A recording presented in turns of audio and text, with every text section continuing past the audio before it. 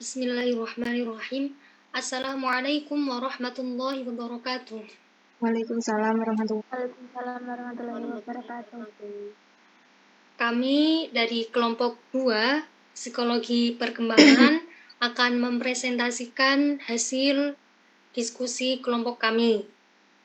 Pada presentasi kali ini, kelompok kami membahas tentang perbandingan buku Shantrok dan Diane Papale. Tapi sebelumnya, perkenankan kami memperkenalkan anggota kelompok kami terlebih dahulu.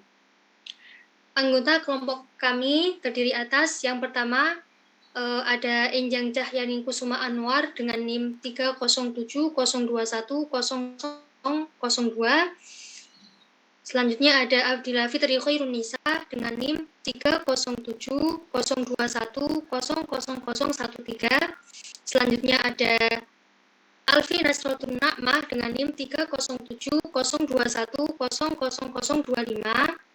Lalu ada Anissa Oktaviani dengan NIM 30702100036. Dan saya sendiri Atika Nadia Husna dengan NIM 30702100047. Dan yang terakhir ada Cynthia Nindi Dwi Jayanti dengan NIM 30702100058.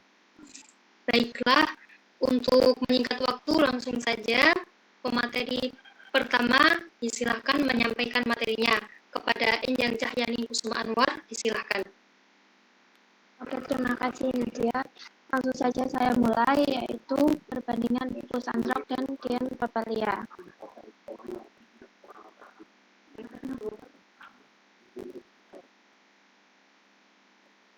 Pendekatan teori. Papale, pendekatan behavioris. Bayi dilahirkan dengan kemampuan untuk melihat, mendengar, mencium, merasakan, dan menyentuh. Mereka memiliki kemampuan untuk mengingat apa yang mereka pelajari. Teori pembelajaran ini tertarik pada mekanisme yang sedang belajar. Di sini kita memeriksa pengkondisian klasik dan operan. Kemudian kita fokus pada pembiasaannya. Pendekatan psikometri. Meskipun tidak ada konsensus ilmiah yang jelas tentang definisi kecerdasan, sebagian besar profesional menyepakati beberapa kriteria dasar. Kecerdasan memungkinkan orang untuk memperoleh, mengingat, dan menggunakan pengetahuan, untuk memahami konsep dan hubungan, dan untuk memecahkan masalah sehari-hari. Selain itu, perilaku cerdas dianggap berorientasi pada tujuan. Artinya, ada untuk mencapai suatu tujuan. Ini juga dianggap sebagai adaptif karena membantu organisme menyelesaikan diri terhadap berbagai situasi kehidupan. Shantrok. Pengkondisian klasik memungkinkan bayi untuk mengantisipasi dan peristiwa sebelum terjadi. Klasik pembelajaran yang dikondisikan akan punah atau memudar jika tidak diperkuat oleh asosiasi berulang. Evolusi. Meskipun Darwin memperkenalkan teori evolusi melalui seleksi alam pada tahun 1859, ide-idenya baru-baru ini telah menjadi kerangka kerja yang populer untuk menjelaskan perilaku.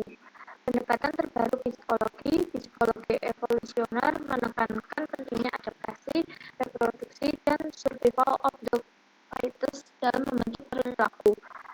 Fit dalam pengertian ini mengacu pada kemampuan untuk melahirkan keturunan yang bertahan cukup lama untuk melahirkan keturunan mereka sendiri.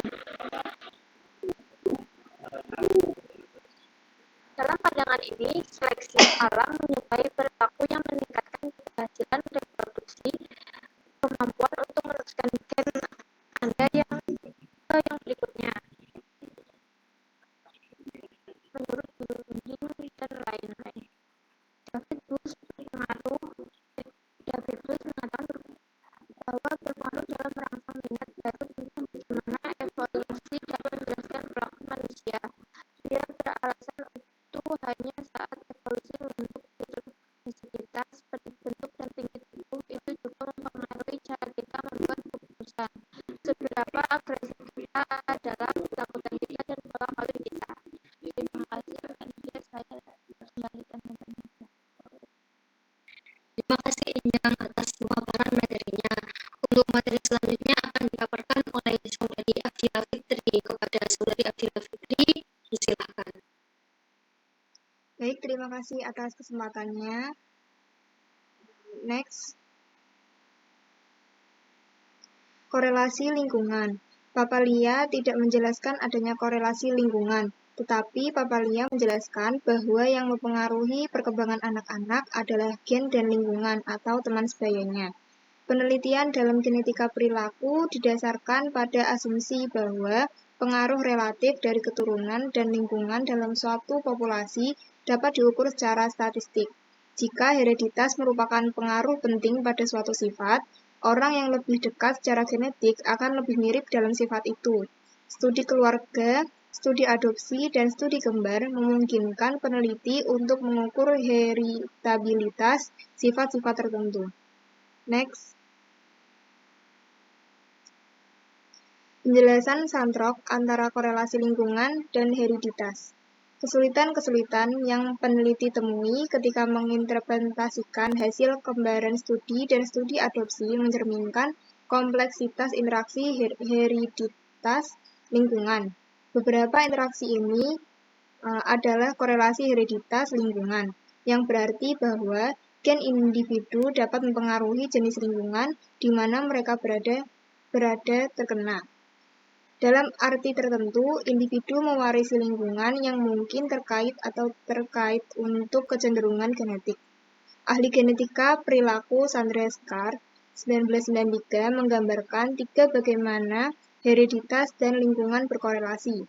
Yang pertama, korelasi pasif genotip lingkungan terjadi karena orang tua biologis yang secara genetik terkait dengan anak menyediakan lingkungan pengasuhan untuk anak. Misalnya, orang tua mungkin memiliki kecenderungan genetik untuk menjadi cerdas dan terampil membaca, karena mereka membaca dengan baik dan senang membaca. Mereka memberi anak-anak mereka buku untuk dibaca. Hasil yang mungkin adalah anak-anak mereka mengingat kecenderungan bawaan mereka sendiri dari orang tua mereka dan lingkungan mereka yang penuh buku, akan menjadi pembaca yang terampil. Yang kedua, genotip lingkungan yang mengunggah terjadi karena karakteristik memunculkan jenis lingkungan tertentu. Misalnya, anak-anak yang aktif dan tersenyum menerima lebih banyak rangsangan sosial daripada anak-anak yang pasif dan pendiam. Anak-anak yang kooperatif dan penuh perhatian membangkitkan tanggapan yang lebih menyenangkan dan instruksional dari orang dewasa di sekitar mereka, daripada anak-anak yang tidak kooperatif dan mudah teralihkan perhatiannya. Next. Yang ketiga, korelasi genotip lingkungan aktif atau pemilihan jaruk. Terjadi ketika anak-anak mencari lingkungan yang menurut mereka cocok dan merangsang. Nitpicking mengacu pada menemukan pengaturan yang sesuai dengan kemampuan seseorang. Anak-anak memilih dari lingkungan sekitar mereka beberapa aspek yang mereka tanggapi, pelajari, atau abaikan. Pilihan lingkungan aktif mereka terkait dengan genotip khusus mereka. Misalnya, anak-anak yang lain suka bergaul cenderung memiliki konteks sosial untuk berinteraksi dengan orang lain, sedangkan anak pemalu tidak. Anak-anak yang memiliki kecenderungan musik cenderung memilih lingkungan musik di mana mereka dapat berhasil melakukan keterampilan mereka. Bagaimana kecenderungan ini datang akan dibahas segera di bawah topik pandangan epigenetik. Scar mengamati bahwa kepentingan relatif dari ketiga genotip lingkungan korelasi berubah ketika anak-anak berkembang, dari bayi hingga remaja. Di masa bayi, banyak lingkungan yang dialami anak-anak disebabkan oleh orang dewasa. Dengan demikian, korelasi genotip pasif lingkungan lebih umum dalam kehidupan bayi dan anak kecil dibandingkan dengan anak-anak yang lebih tua dan remaja yang dapat memperluas pengalaman mereka di luar pengaruh keluarga dan menciptakan lingkungan mereka ke tingkat yang lebih besar. Next. Saya kembalikan kepada moderator. Terima kasih Saudari Akila atas pemaparan materinya. Selanjutnya akan dilanjutkan oleh rekan kita Alfi Nasrul Nama kepada Saudari Alfi. Silakan. Terima kasih atas kesempatannya. Saya akan memaparkan tentang perkembangan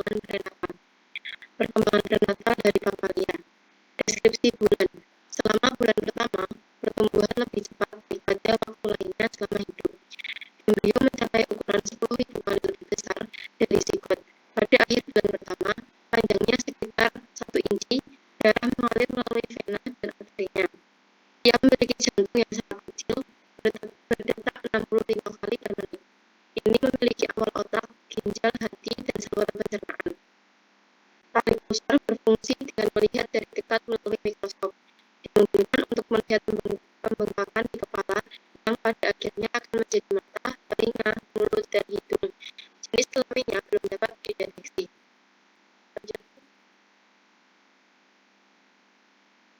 Satu bulan atau format Nestle Tumor Science. Pada akhir bulan kedua, embrio menjadi janin. Panjangnya kurang lebih dari 1 inci dan beratnya hanya 1 atau 3 ons. Kepalanya setengah dari total panjang tubuhnya. Bagian wajah berkembang dengan tunas lidah dan gigi. Lengan memiliki tangan, jari, dan ibu jari, dan kaki memiliki lutut, pergelangan kaki, dan jari kaki. Janin memiliki lapisan kulit yang tipis.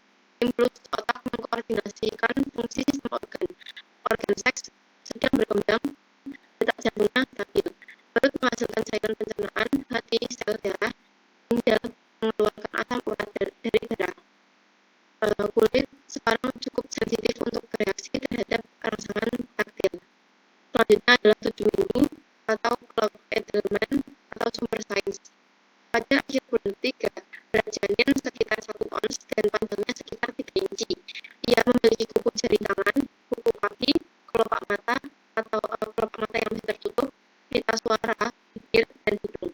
Kepalanya masih besar, sekitar sepertiga panjang kepalanya, dan dahinya tinggi. Seks dapat dideteksi, sistem organ berfungsi tetapi tidak pada kapasitas penuh. Tulang rusuk dan tulang belakangnya telah berubah menjadi tulang rawa. Janin sekarang dapat menggerakkan kaki, ibu jari, dan kepalanya. Mulutnya dapat membuka dan menutup dan menelan. Jika telapak tangannya disentuh, ia mengepalkan sebagian. Jika giginya disentuh, ia akan menghisap, dan jika telapak kakinya dibelai dari jari kaki akan mengembang. Refleks ini akan ada saat lahir tetapi akan hilang. Selanjutnya,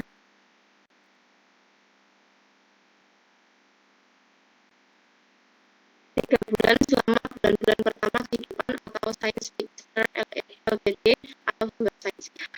Kepala sekarang hanya 1/4 dari totalnya panjang tubuh, proporsi yang sama saat lahir.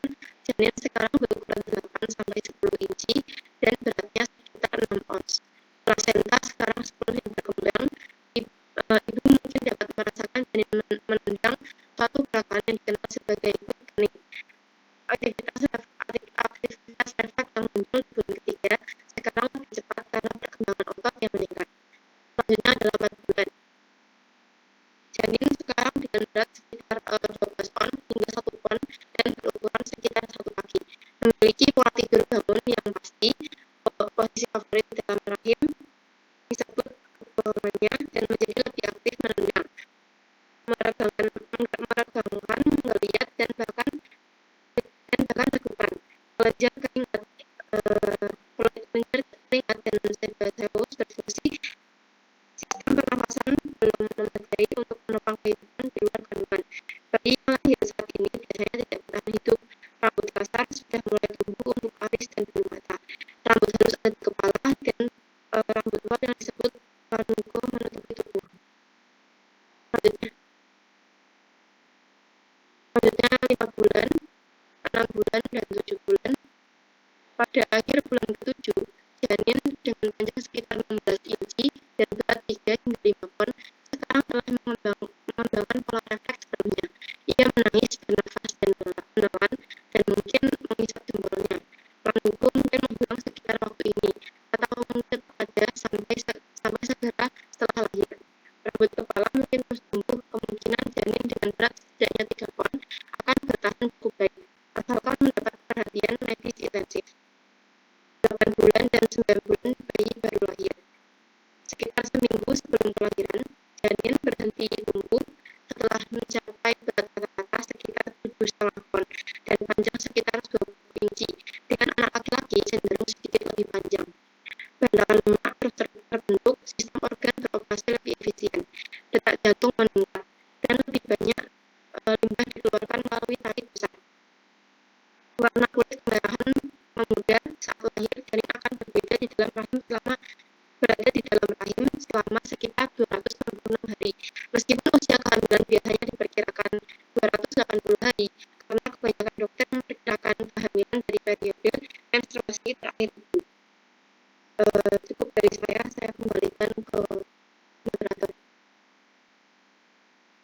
Baik, terima kasih atas pemaparan materinya. Untuk materi selanjutnya akan dipaparkan oleh Saudari Anissa Oktaviani. Kepada Saudari Anissa, silakan.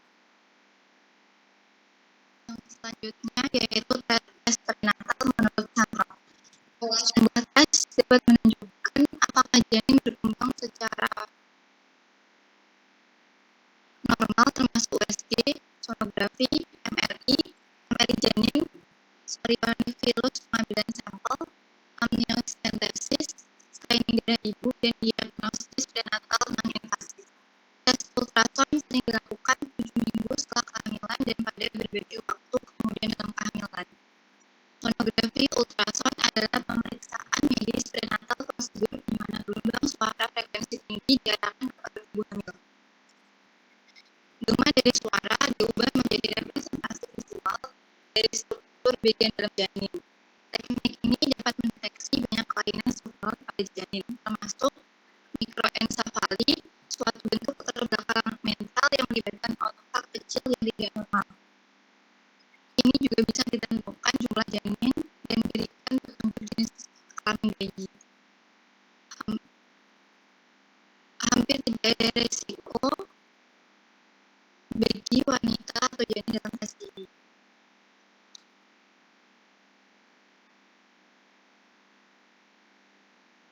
Yang selanjutnya yaitu bayi tabung. Sandrock menjelaskan adanya perkembangan teknologi dan majunya ilmu biologi yang dapat menjelaskan adanya teknik fertilisasi in vitro atau lebih sering dikenal dengan istilah bayi tabung. Sedangkan Papalia tidak menjelaskan adanya hal tersebut.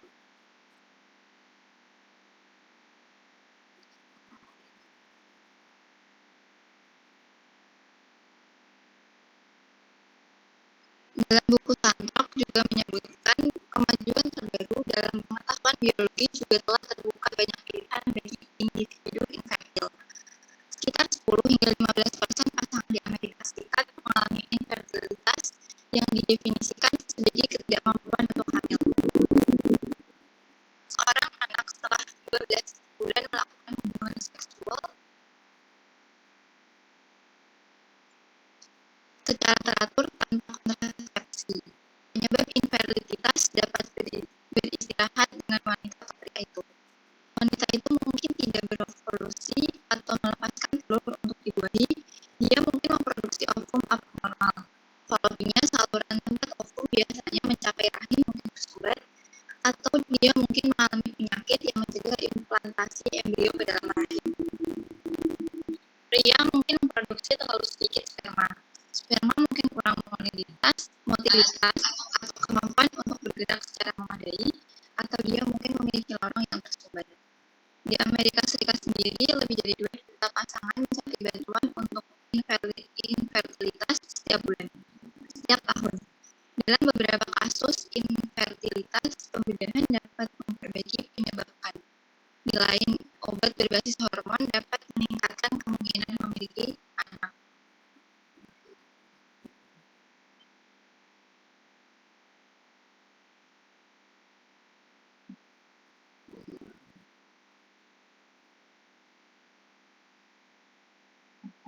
Dari 2 juta pasangan yang mencari bantuan untuk infertilitas setiap tahunnya, sekitar 40.000 mencoba reproduksi berbantuan teknologi tinggi.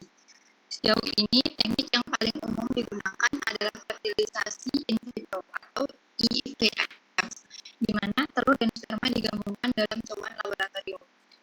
Jika ada telur yang berhasil dibuahi, satu atau lebih sel telur yang telah dibuahi dipindahkan ke rahim wanita. Sebuah studi nasional di Amerika Serikat oleh Centers untuk Pengendalian dan Pencegahan Penyakit menemukan tingkat keberhasilan IVF tergantung pada usia ibu. Penciptaan keluarga melalui teknologi reproduksi baru menimbulkan pertanyaan penting tentang fisik dan psikologis konsekuensi bagi anak-anak. Salah satu hasil dari perawatan kesuburan adalah peningkatan kelahiran multiple. 25 hingga 30% kehamilan yang dicapai dengan perawatan kesuburan, termasuk di dalamnya fertilisasi in vitro, kini menghasilkan banyak kehamilan dan kelahiran. Sebuah meta-analisis baru ini, teknik statistik yang menggabungkan hasil beberapa penelitian untuk menentukan kekuatan efeknya, terungkap bahwa kembar fertilisasi in vitro memiliki sedikit peningkatan risiko berat badan lahiran Kemudian meta-analisis lain menemukan bahwa fertilisasi in vitro tunggal memiliki risiko yang signifikan terhadap berat badan lahir rendah. Untuk membaca tentang studi yang membahas konsekuensi jangka panjang dari in vitro pemupukan, dapat dilihat penghubungan melalui penelitian. Sekian dari saya kembalikan kepada moderator. Baik, terima kasih atas pemaparan materinya, Isa. Oke, baik, selanjutnya akan saya lanjutkan. Nah, untuk selanjutnya ini ada adopsi. Perbandingannya itu di Shenrock membahas tentang adopsi, sedangkan di Paparia tidak membahas tentang adopsi. Kita sedikit menilik apa sih adopsi itu. Begini penjelasannya. Meskipun pemudahan dan obat kesuburan terkadang dapat mengatasi masalah ketidaksuburan, pilihan lain adalah mengadopsi anak. Adopsi adalah sebuah proses sosial dan hukum di mana hubungan orang tua dan anak dibangun antara orang-orang yang tidak berhubungan saat lahir. Meningkatnya keanekaragaman anak adopsi dan orang tua angkat, sejumlah perubahan telah menjadi ciri anak angkat dan orang tua angkat dalam 3-4 dekade terakhir. Di babak pertama abad ke-20, sebagian besar anak adopsi Amerika Serikat sehat, bukan kulit putih Latina yang diadopsi saat lahir atau segera setelahnya. Namun dalam beberapa dekade terakhir, sebagai aborsi menjadi legal dan kontrasepsi meningkat, lebih sedikit dari bayi-bayi ini menjadi tersedia untuk diadopsi. Semakin banyak pasangan Amerika Serikat mengadopsi keragaman yang lebih luas dari anak-anak dari negara lain dan kelompok etnis lain, anak-anak dengan cacat fisik atau gangguan jiwa, dan anak yang terlantar atau anak yang dianiaya. Perubahan juga telah menjadi ciri orang tua angkat dalam 3-4 tahun terakhir dekade. Pada paruh pertama abad ke-20, kebanyakan orang tua angkat berasal dari kulit putih non-Latin, sosial ekonomi menengah, atau atas latar belakang status yang sudah menikah dan tidak memiliki jenis cacat apapun. Namun, dalam beberapa dekade terakhir, peningkatan keragaman telah menjadi ciri orang tua angkat. Bahkan, agen adopsi yang saat ini tidak memiliki persyaratan pendapatan untuk orang tua angkat dan sekarang memungkinkan orang dewasa dari berbagai latar belakang untuk mengadopsi anak-anak, termasuk remaja dewasa, dewasa gay dan lesbian, dan orang dewasa yang lebih tua. Next. Penelitian yang membedakan remaja yang diadopsi dan tidak diadopsi juga ditemukan karakteristik positif di antara remaja yang diadopsi. Misalnya, dalam suatu penelitian, meskipun remaja yang diadopsi lebih mungkin daripada remaja yang tidak diadopsi untuk menggunakan obat-obatan terlarang dan untuk terlibat dalam perilaku nakal, remaja yang diadopsi juga lebih kecil kemungkinannya untuk menarik diri dan terlibat dalam perilaku yang lebih proporsional, seperti bersikap altruistik, peduli, dan mendukung orang lain.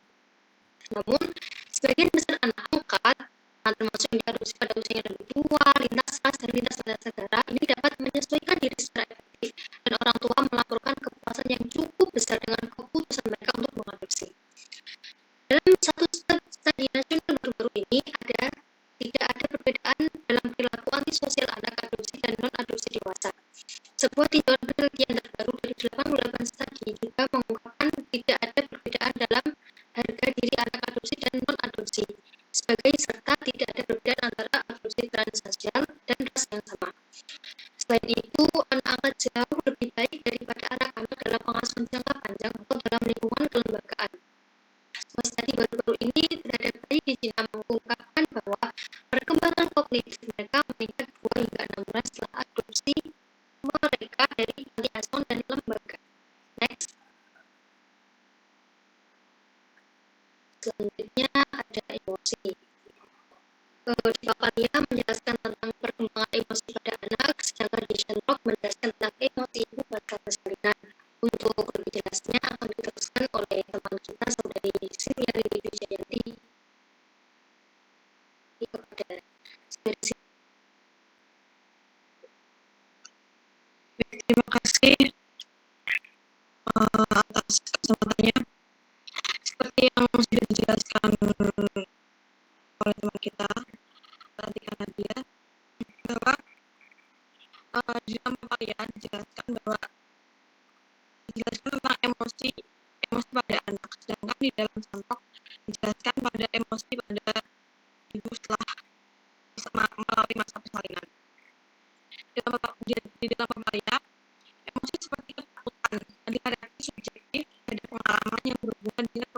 sosiologis, dan perilaku. Orang berbeda dalam seberapa sering dan seberapa kuat mereka merasakan emosi tertentu dalam jenis peristiwa yang mungkin menghasilkannya, dalam manifestasi fisik yang mereka tunjukkan, dan bagaimana mereka bertindak sebagai hasilnya.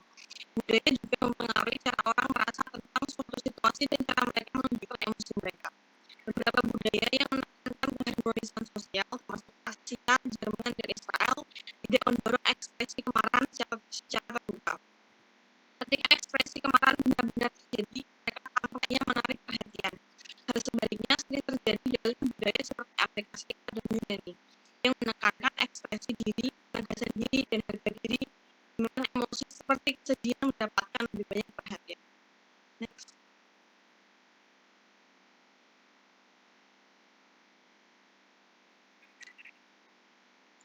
Tanda emosi pertama. Selama bulan pertama, bayi menangis ketika mereka tidak bahagia dan menjadi tenang saat mendengar suara manusia atau ketika mereka digendong. Mereka mungkin senyum ketika tangan mereka digerakkan bersama untuk bermain tepuk kue. Seiring berjalannya waktu, bayi lebih banyak merespon orang tersenyum, merayu, menjangkau, dan akhirnya mendatangi mereka. Sehingga petunjuk awal tentang perasaan bayi ini merupakan indikator penting perkembangan. Ketika pesan mereka membawa tanggapan, rasa koneksi mereka dengan orang lain tumbuh. Rasa kontrol mereka atas dunia mereka tumbuh juga. Ketika mereka melihat bahwa tangisan mereka membawa bantuan dan kenyamanan, dan bahwa senyum dan tawa mereka menimbulkan senyum tawa sebagai balasannya. Menangis bayi baru lahir dengan jelas menunjukkan saat mereka tidak bahagia. Mereka mengeluarkan tangisan yang menusuk, mengayunkan tangan dan kaki mereka, dan menegangkan tubuh mereka. Orang dewasa menganggap suara tangisan tidak menyenangkan, dan disitulah letak fungsinya. Menangis adalah cara utama bayi mengkomunikasikan kebutuhan mereka, dan dianggap sebagai sinyal kebutuhan yang jujur. Otak manusia, terutama otak orang tua, terhubung untuk merespon suara seperti itu dengan perilaku pengasuh. Next. Seiring bertambahnya usia anak, mereka mulai belajar menyadari bahwa menangis memiliki fungsi komunikatif. Pada usia 5 bulan, bayi telah belajar untuk memantau ekspresi pengasuh mereka, dan jika diabaikan pertama-tama akan menangis lebih keras dengan upaya untuk mendapatkan perhatian dan kemudian berhenti menangis jika upaya mereka tidak berhasil. Anak laki-laki dan perempuan sebagai bayi menunjukkan pola kesucian dan kemarahan yang serupa. Namun pada usia balita, anak laki-laki lebih banyak mengekspresikan kemarahan daripada anak perempuan. Beberapa orang tua khawatir bahwa menggendong bayi yang menangis dan akan menjaganya. Namun ini tidak terjadi, terutama ketika kesusahan tinggi. Misalnya, jika orang tua menunggu, mungkin menjadi lebih sulit untuk menangkap bayi, dan pola seperti itu jika dialami berulang kali dapat mengganggu perkembangan kemampuan bayi untuk mengatur keadaan emosinya sendiri. Memang respon ibu yang cepat dan sensitif terhadap tangisan dikaitkan dengan kompetensi sosial dan penyesuaian positif di kemudian hari, terlepas dari apakah bayi sering atau sedang menangis. Dan dalam buku Tantra dijelaskan tentang emosi seorang ibu pasca melahirkan. Fluktuasi emosi di pihak ibu sering terjadi pada periode ini dan dapat sangat bervariasi dari satu ibu ke ibu berikutnya. Depresi pasca persalinan mencirikan wanita yang memiliki perasaan sedih, cemas, atau putus asa yang begitu kuat bahwa mereka mengalami kesulitan mengatasi tugas sehari-hari pada periode postpartum. Depresi pasca persalinan terjadi pada sekitar 10% ibu baru. Ayah juga pergi melalui penyesuaian postpartum. Demikian pemaparan materi dari saya kembalikan ke moderator. Terima kasih atas semua pemaparan materi dari teman-teman kita. Selanjutnya kami mohon undur diri. Cukup sekian dari kami. Mohon maaf apabila terdapat banyak sekali kekurangan dari kami. Assalamualaikum warahmatullahi wabarakatuh.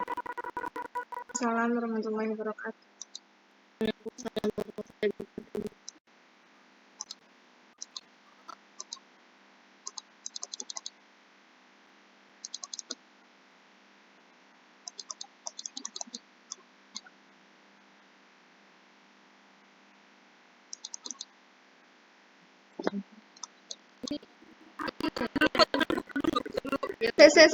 Bentar.